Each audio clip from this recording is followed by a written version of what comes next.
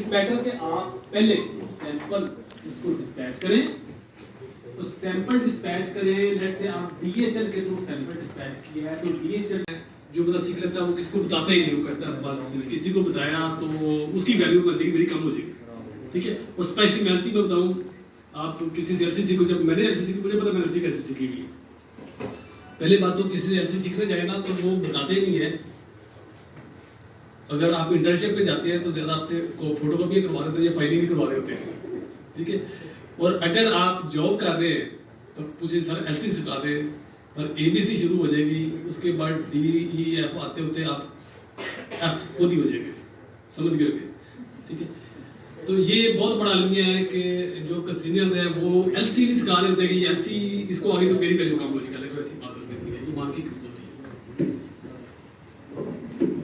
अच्छा, इसके बारे में मैं आपको एक कॉन्ट्रैक्ट प्रबंध दे रहा हूँ,